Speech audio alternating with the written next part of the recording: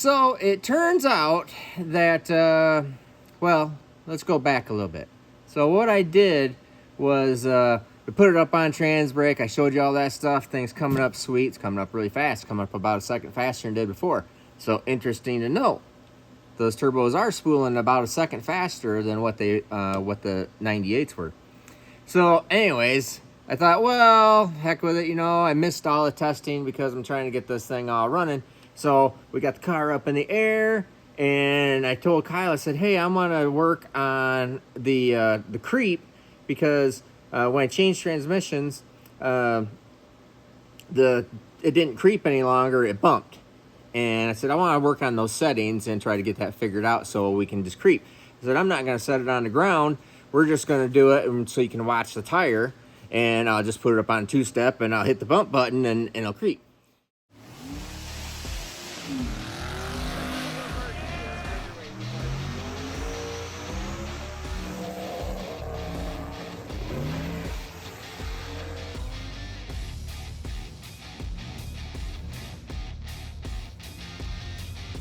All right, so I went to put this up on the, or gonna put everything all together, put it on Transbrake. People all have, you know, a lot of people have questions because they haven't seen previous videos of this car, about 500 videos of this car. So, previous videos of this car, you see that this is not the air inlet. These are the air inlets, because these little wood chimney stacks go down to the turbo, connect to it, and come up through the hood in my hood openings, in my NAC ducts.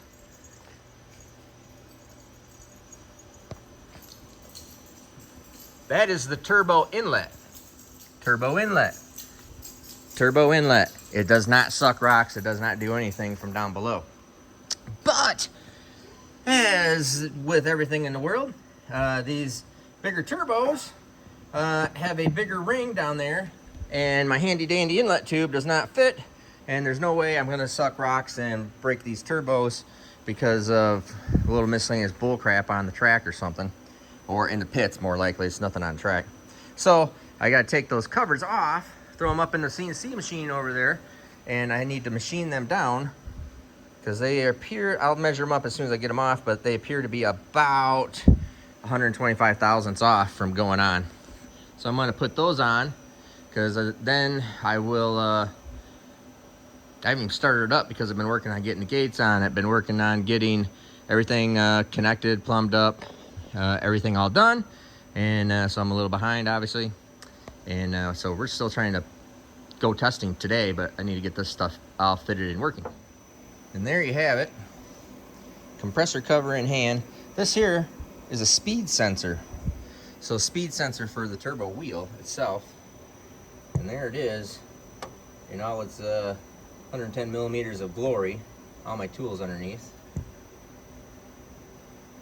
So I'm gonna go put this thing out in the CNC machine and show you how we have to cut this whole thing. Got to write a little program and then cut this register ring up here so my inlet tube, my logs there, go over the top of that.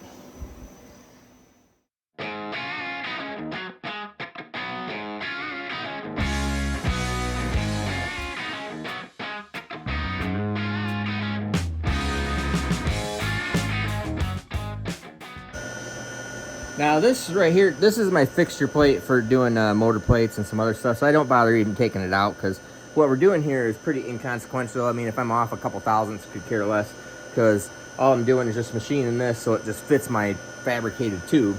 There doesn't need to be any exact spot. Now this is just a wiggler, so I have indicators, but like I said, we're only just doing this thing in order to, in order to get my tube to fit. It just needs to have a slip clearance fit. And so what this wiggler does, or edge finder, you know, some people call it, is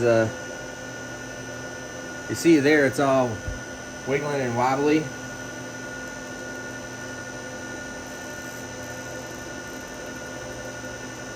As it touches the edge, it gets perfectly still, and then as you go farther over, it moves over.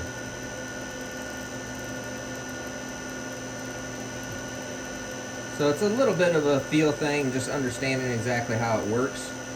And I set my 0. Oops. Then I go all the way over to the other side.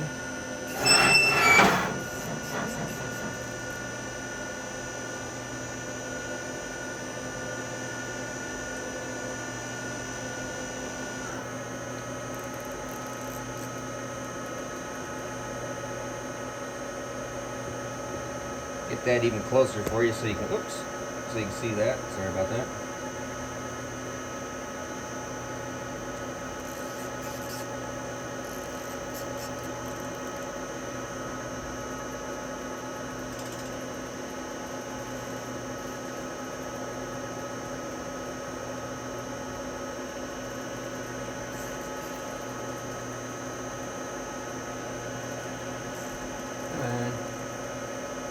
Alright, so our dimension is 5.400, so that'd be 250 plus 200, so that'd be 2450 would be in the middle. So this edge to this edge divided by 2 is the exact center. And just to verify, 2450. I'll go back over. I don't think that's right. I think I just did my math wrong. Hold on. It's early. Oh, no, that's right.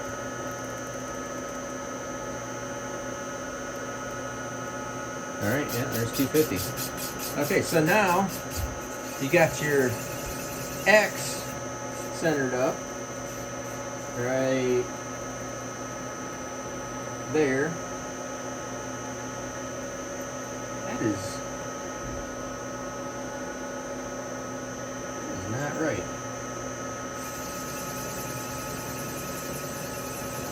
There's something wrong here. Oh, there we go. What the heck? Let's do that again.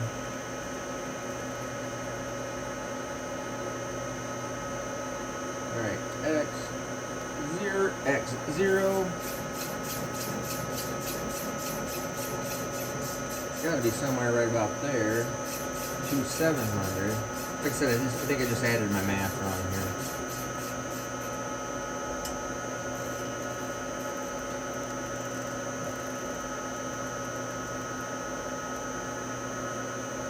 $5,407.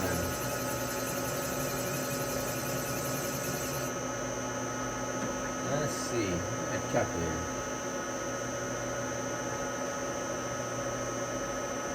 Calculator. Yeah, I just did my math wrong. So 2703.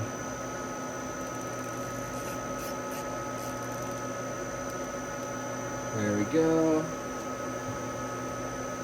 All right. Now just to verify, it should be 2703 over here.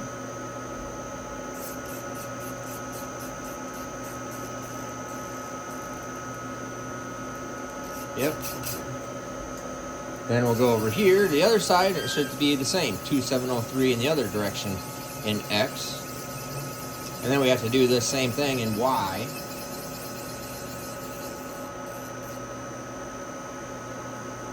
Yep. All right, so we go back to the middle here, right in 0.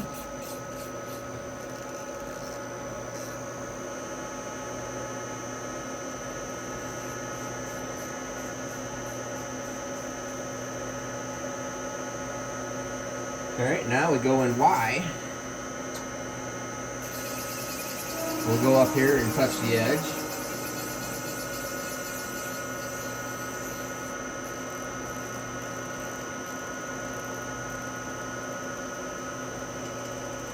See how it moves over? And it's on the edge, so the friction of it makes it move.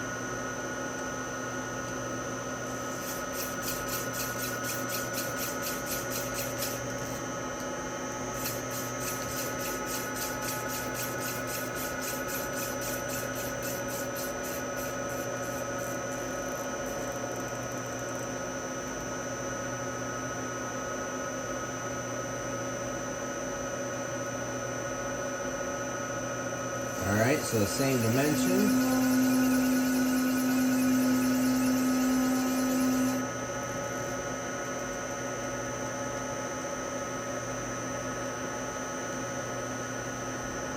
I'll just go double check it.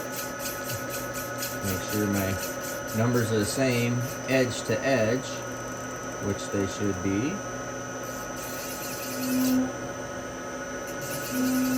Now again, I can do this much more accurately, but accuracy is not the issue here. Just need to do this quick and get it done because the accuracy doesn't matter. I can make this thing within a couple thousandths, and my fabricated tube and how it bolts into the car doesn't even remotely come close to a couple thousandths. Alright, perfect. Alright, now I have my 0, 0. That is my WCS, so my work coordinate system. That's a 0. So when I go program this thing, I'll show you that real quick too. Then I just have to set tool heights. So we'll get this out of the way.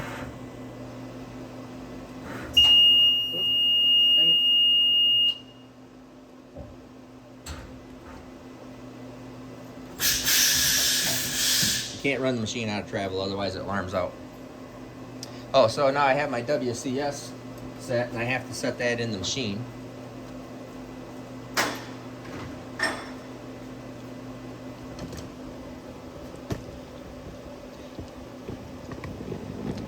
Newer machines, you can just do a single button push for WCS.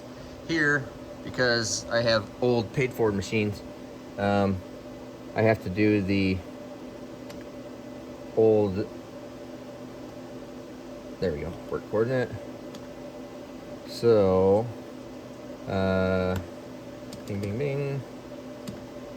My X coordinate is 2.517. I gotta go grab a calculator. All right, so now what I figure is maybe you guys aren't really interested in this, but it's just something different you're never seeing.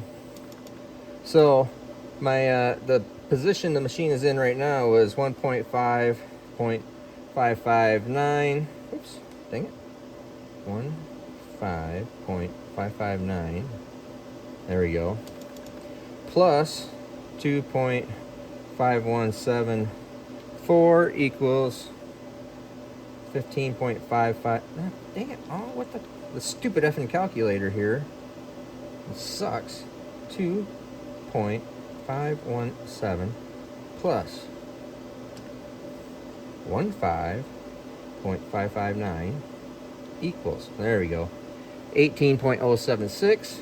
So on X, we need to enter 8. Oop, negative, not negative. 18.076 input. Changed it, the new home position to there. This is a whole bunch of stuff that you're probably never going to use, and then the rest of the CNC world guys that know and understand what's going on are going, well, that's the old school way. So here we are, negative 9.4765. And that's a positive number, it doesn't say negative, so plus 0.5735. Negative 8903.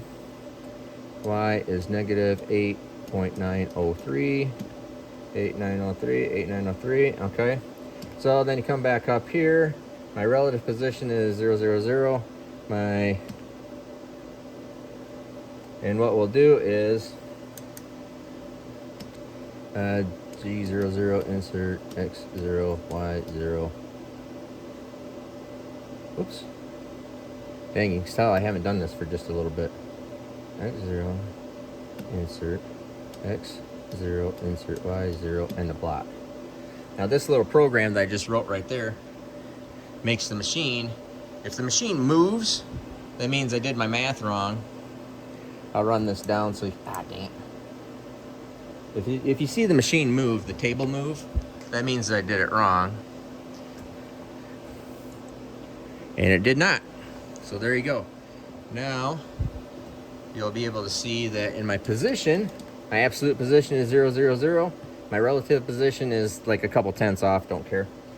Probably because I didn't enter the exact number. But now my WCS is set. So the machine knows where to go to start running this program. Now I'm going to show you how we just do a real quick little program for this. So I program everything in SolidWorks, and HSM is the tool pathing solution.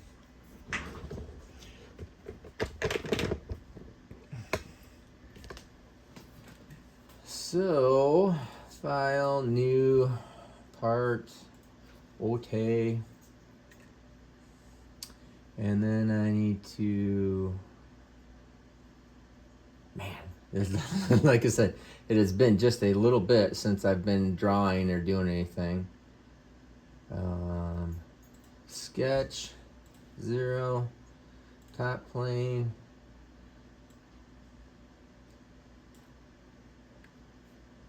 All right, now I just need to enter my number of what this diameter is right here. All right, so my ID of my pipe with a little bit of clearance is 5750, which gives me that. So I just drew that circle, and then because I can make this easy, go to a feature.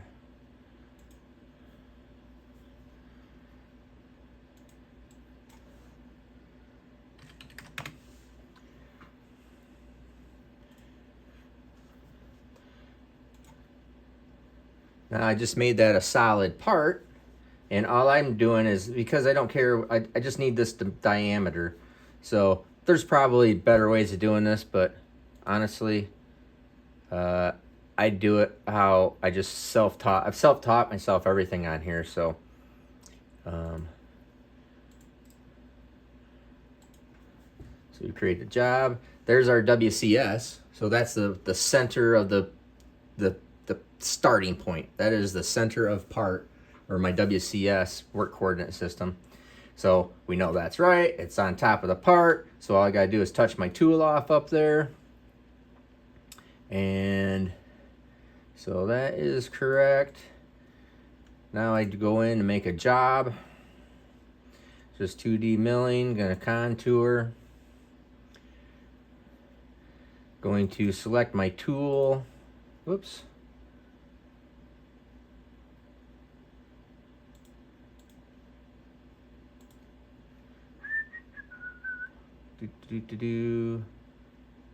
There we go. Select. Feeds and speeds. Doesn't matter a whole lot on something like this. It's going to be pretty quick. Geometry. So now I want to select where I want to machine. Arrows on the inside of part. Need to get it on the outside of part. Now it's doing my depths.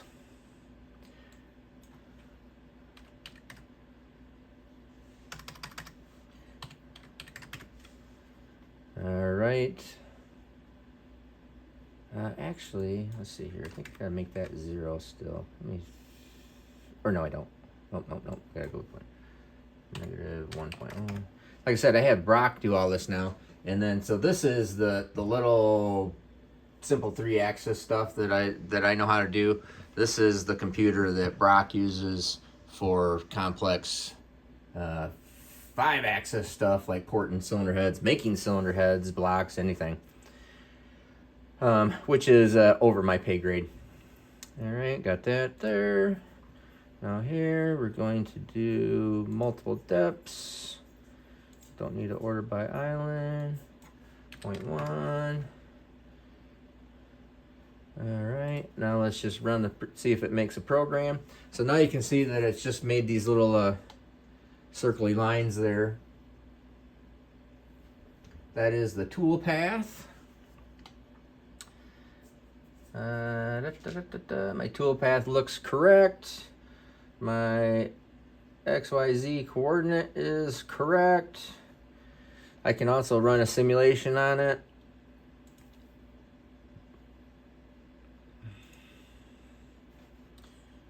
That ran really fast. Hold on.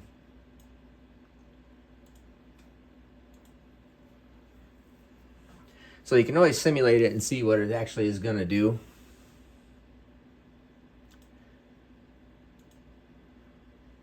And it'll even give you a run time. So this is only going to take 4 minutes to cut the part once I'm all done here. All right, so that looks correct. And you always want to do this. I always do this because I want to make sure that the thing doesn't crash and destroy my cover. Doesn't go in, doesn't do something stupid. All right, looks good, looks good, good, good. Yeah, all looks good. Now I'm going to post this program. Post process.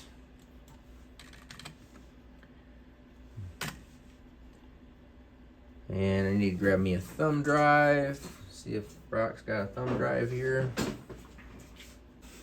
All right, stuck a thumb drive in there. Post. Let's see.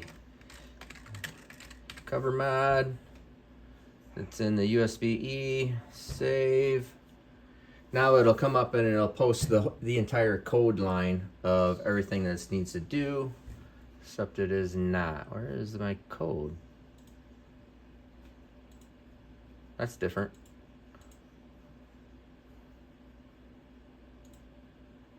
Let's see if it's in there. It used to bring up, yeah, it's there.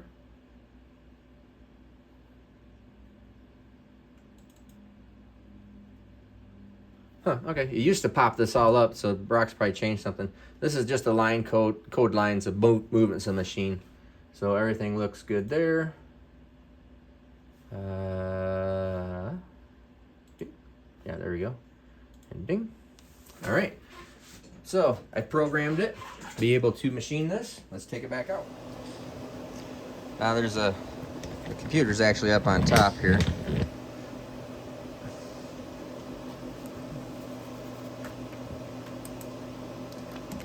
Reset, sub, whoops, send. Let's see here. So let me get this tool off apart before I do that. So just raise the tool up, program reset.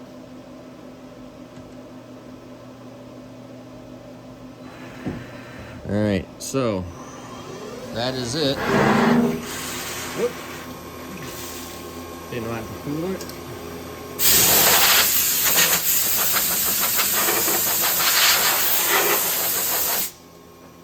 And actually, since that sensor is probably plenty safe for coolant, or I'm sure it's water safe anyways, but I don't want to do it.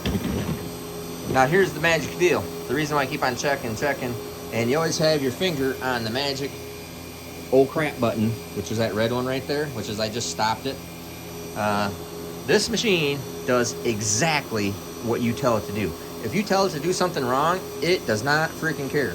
It will plow a hole or a trough or break the machine or break the tool, break your part in a second before you can say go. So here we're coming down. I'll slow it down.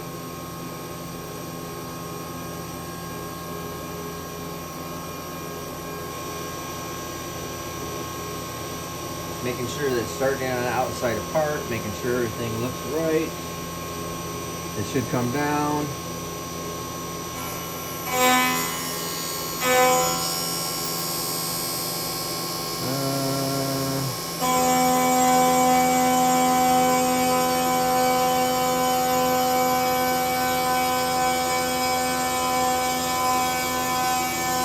That looks about right. I might have to change this. I might have to figure this out real quick. I'm gonna just stop it right here.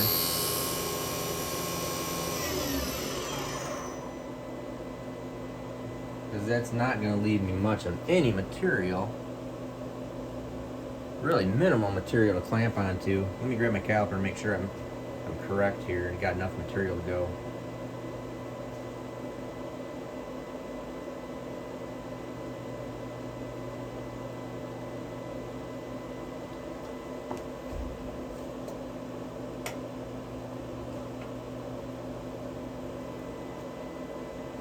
So that is 5600. 5590 actually. So 5590, and my OD is 5750. So it should give me, that'd be 150 75 thousandths per side. That's pretty thin. Let's see here.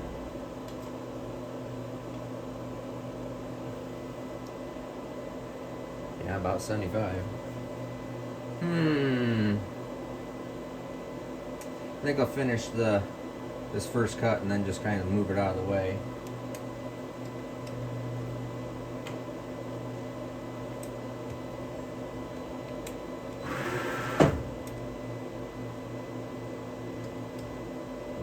Resend the program.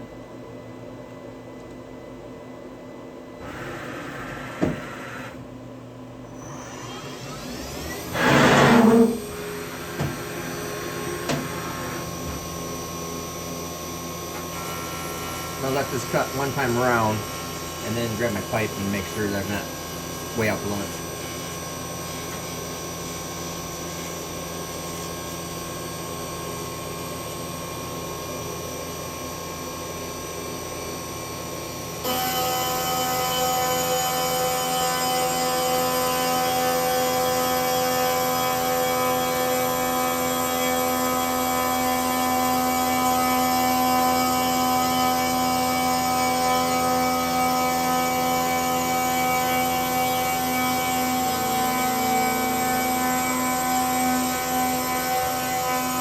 Yeah, my pipe's gotta be 5750. The old turbos are 5750 right there, so it's really thin. I'm gonna have to be really careful with this.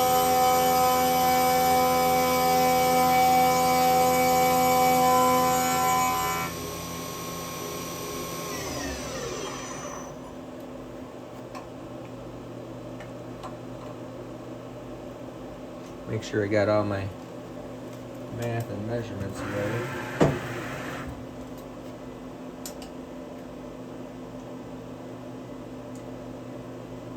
Yeah, they're just cutting at 5750.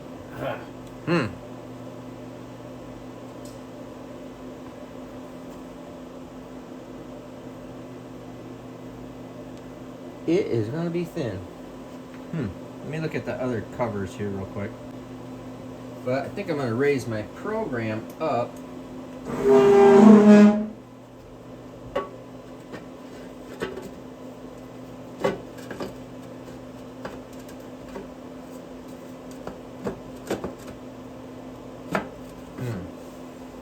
This is the side that it fits on.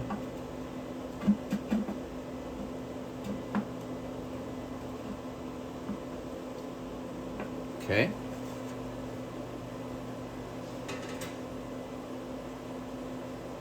So I think I'm gonna go change my program a little bit. I'm not gonna go down the full inch. I'm gonna go down 3/4 of an inch. It'll give it so it gives it a little more strength there. Of course, it comes up on these right in there, which would give me a whole bunch of strength. So it's only this first 1/2 inch that is questionable. And then you have a lot there. It gets a little, actually gets a little thicker down in the bottom.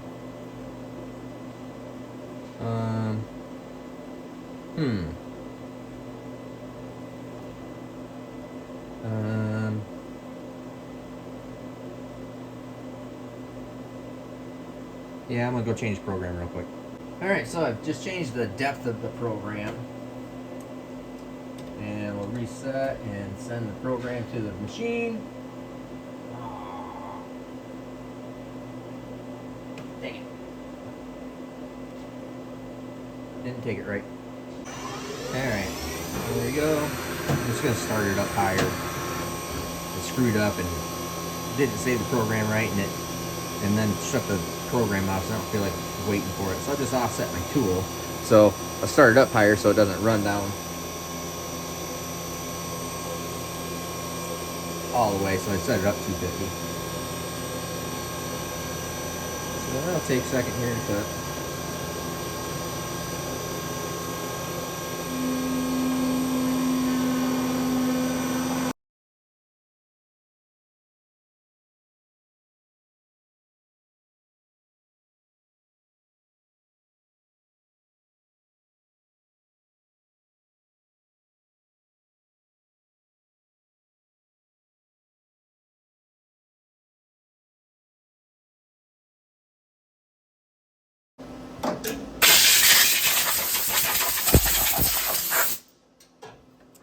Alright, so I've got that done. 75 thousandths thick, which is actually about the thickness of the tube. I just need to be careful on that, and obviously if this all breaks off, I'm probably foobarred. But right there, it's all deburred, nice. I think that's going to work out real well. So I'm going to do this to the other side, and we'll go put this back on. All right, both inlet tubes on. Had to modify the inlet tubes, of course. So we'll make sure that it all fits into the hood, and I am ready to finally start this up. Well, that was a long process. Just got it started. You saw I had to modify the tubes, so I got the tubes on there, had to modify the covers, had to modify the tubes. Then finally got everything all tested out. I was having a little bit of problems with the boost control as I'm just bench testing stuff, and the CO2 for the shifter and all those other jive things. So I got that all sorted out, all figured out, and then went to finally start it. Wouldn't start. Then it started sounding like it had a hydraulic cylinder. Sure enough, had a hydraulic cylinder. I just had these injectors apart and had one hung open. So ended up taking that apart, figuring out what was going on. No big deal. It's part of the game. I just blew through it backwards and the thing works fine. And it was cycling too. So, because you can test the output. So I can test each individual ejector, listen to it fire, do all its deal, but it was hung open. Blew through it backwards, must have just had a little bit of crap in it. Very common. Doesn't fault the ejectors. That's just the way things go. So I took that apart, put it back together, finally got it to start. And it's like, what the heck? The thing's down a hole. Still, a different hole. And it's down number 6, and so I'm jerking around with that and chesting, can't figure it out. It's not sparking, thinking it's something else. And then all of a sudden I go, just check the simple things. Oh, the coil was unplugged. Who knows why the coil was unplugged, but the coil was unplugged. So now it is, let's see, what time is it? It is 5:15, and I just got it started. I'll start back up for you here in a second because I got to check oil and everything else. 5:15, and testing stops at 6 o'clock. So obviously did not make testing for today, but whatever. It takes a while when things are all apart like this was, it's just a mother. It just doesn't ever just go in and just plug it in and work. So no big deal. So I'm going to start working on, I'm going to start it up here. Check the oil, make sure oil pressures on my cylinders are firing, which I think they are. Looks like they are. And then I will get in the car and here in a second and put her on the brake.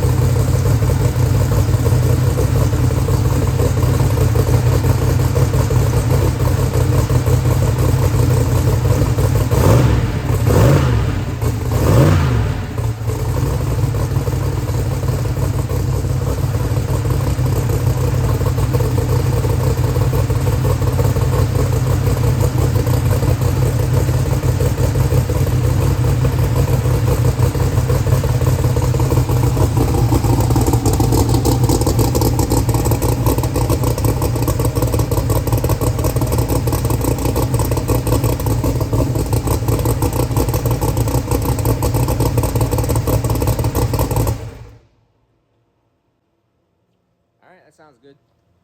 And I've already verified timing, cranking timing, because when you have the cam sync out of it, I got to do that anyways. So I already verified my timing number. That's all good. Let's see here. Yep, I think I am ready to put it up on the brake.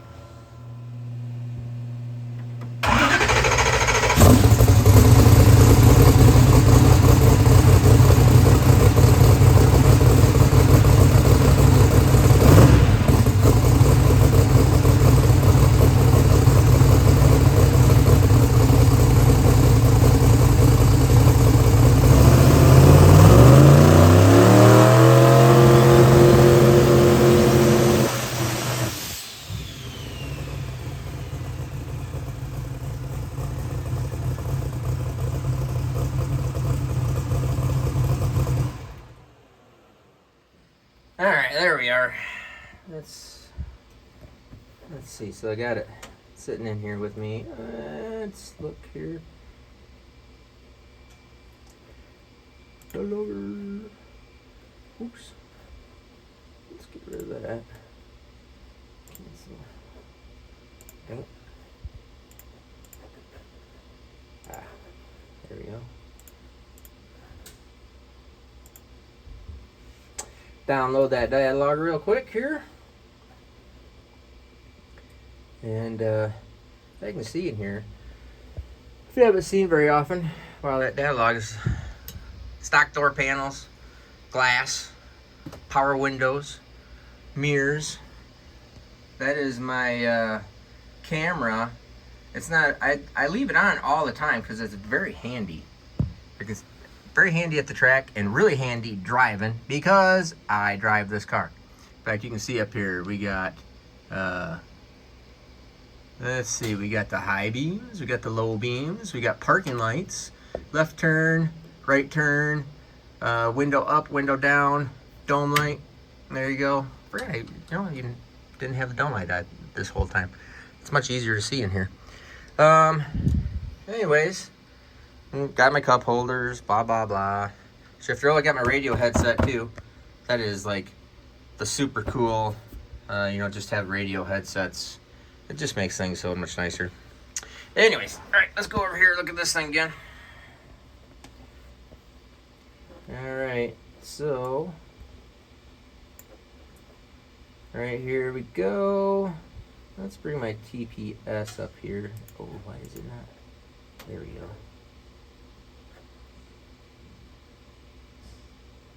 Oh, it's off, okay.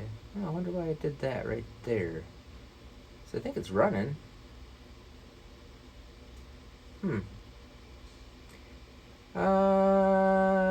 not sure. Oh, it's just RPM that it started at. I got to change that. I normally have that changed at a lower RPM, but got that. Comes up here. So it hits the two-step really nice. And then you can see this area right here, where that blue line is, that's where it hits the three steps because it's met its target boost of 18 PSI. And then it drops the RPM down and drops the boost back down into 16 PSI. So what you do is, this thing's running, and you go, hold on, I just got distracted. What you're going to do is, oh, I'm sorry. So, because I'm looking at the time frame, trying to figure out exactly how long it was. You can see here, as soon as I hear it make that note change, then I bump in. All right. So from, let's see here. I'm trying to figure out why it didn't set the 0 quite right.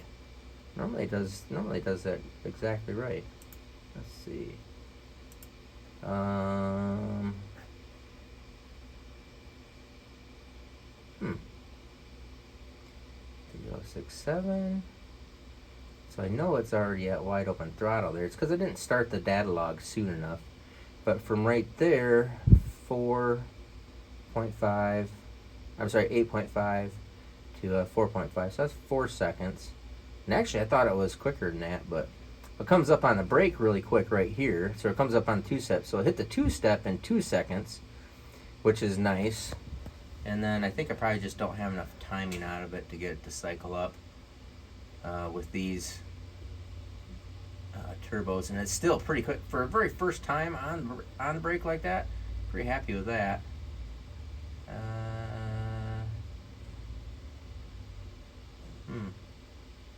Yeah.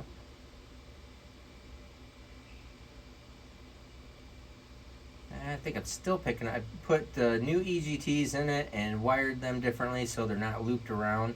I think it's still picking up a noise issue because they're just not consistent. They're dropping out. If you look at that, that's not possible. It's just not doing that. So, no big deal. I'll get that figured out too. 2-step, 3-step.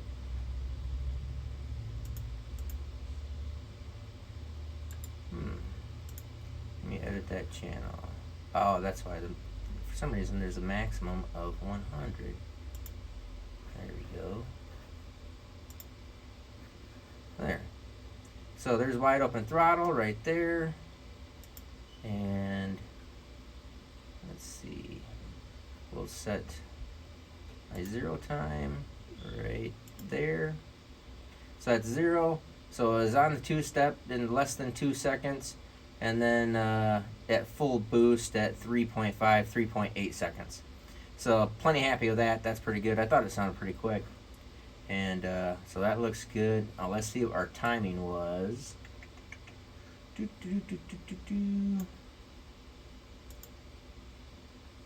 Escape target. Yep. Escape pressure. Yep. Oh, yeah, look at that. Escape pressure. Yep, alright, that makes sense. That looks good, so I'm happy with that. Timing. Where's the timing number? Sorry to... Here we go. Man, it's got 8 degrees of timing out of it right there. Well, I mean, all things said and done, I mean, it hit peak boost at 3.5. I really shouldn't be... I'm not unhappy with that, but I actually thought maybe I could even get it quicker, but I might try that later. Everything looks real good right here. Everything looks really good, so yeah, looks nice. So there you have a 2-step. Now I'm ready to go to the track, and it is, let's see if you can see it there. You can't see it. It's 6 o'clock. Or 5 minutes to 6. There we go. Anyways, I'm Steve Morris, sitting in the wagon. Have a great day. So it turns out that, well, let's go back a little bit. So what I did was we put it up on TransBrake. I showed you all that stuff. Things coming up sweet. It's coming up really fast. Coming up about a second faster than it did before. So interesting to note, those turbos are spooling about a second faster than what the 98s were. So anyways, I thought, well, heck with it, you know. I missed all the testing because I'm trying to get this thing all running.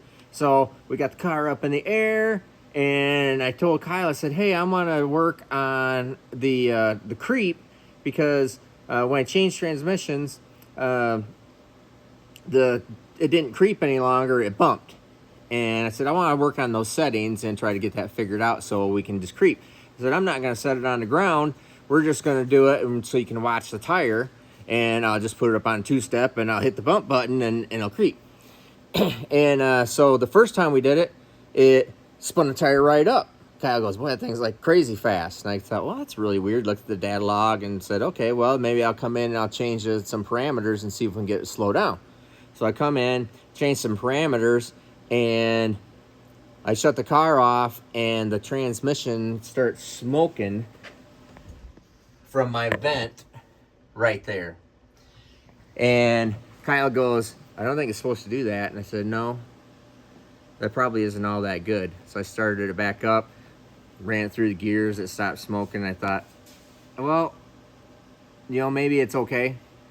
And I didn't really think, actually I didn't think anything about it other than it's hot or something, and thought that's weird. And so I changed the parameters, did it again, it smoked again. And then I had heard something when I let go of the TransBrake button, and I heard something, felt something, and thought, well, that's weird. And so I thought, well, let me just try it one more time. And it was still smoking a little bit, but everything seemed to be working right. And I thought, well, maybe just get a little hot or something's going on there. So I did it one more, or went to put it on the TransBrake and hit the TransBrake button, and it doesn't work any longer. And I can hear everything clicking. I shut it off. Everything's moving. Or the TransBrake is working. I can hear it clicking in there. Everything's the same. And I call up Rosler and I said, hey, I think I screwed this transmission up. And I told him what I was doing. I said, I'm just testing the creep. He goes, you got it in the air? And I said, yeah. He says, you can't do that. And long story short, I am not a transmission guy. I don't want to know about transmissions. I just want to pay somebody to build transmissions, and then I just shift it. I don't need to know more stuff. And so long story short, you can't have these cars in air. So what I'm here to do is to tell you things that I screw up, and so you don't screw them up. And I'm also here to tell you those things that you need to know so you become a better racer. And it's actually, all things said and done, it's actually for my own good, believe it or not. Because the way I figure it is, you become a better customer, because then I can send you stuff and you don't screw up my engine that I just sent you. All right? So it's mutually beneficial. I share all these things, and you learn from them and become better customers and help me out in the long run. So remember this. It has something to do with you can't have it bumping, you can't have it on the trans brake and the wheel spinning, because it needs to have pressure and load against it, because if it doesn't, it just spins right up, which it does. It spins right up, and there's something about that, and it tears the band off of it, whatever that is. So anyways, huge mistake, screwed me up. So I'm gonna be me and Kyle are gonna be taking this transmission out right now so I can get that sent out right away and have them fix it. So big mistake, don't test your bump on the up in the air. In fact, Carl doesn't want you to test your trans brake at all in the air, in case you let go of the button, in case you do anything, because it can damage the transmission. So NHRA doesn't want you to do it if it's on the ground, because somebody lets go of the button, the car goes forward, or if there's an accident, something goes forward. But if you have it up in the air, you can screw up your transmission. So anyways, that's it. Come in, we're gonna have an announcement tomorrow. Not picking the winner yet. I'm just gonna tell you about how the picking is all gonna go down for the Freedom engine. So we're not picking tomorrow, because we say on there on or about the 10th. I said on or about the 13th, actually, I think. So somewhere this week, I got to work with the sweepstakes company, because they're picking the winner. And so I'm going to tell you how that all transpires tomorrow. So I'm Steve Morris, Steve Morris Engines. Have a great day.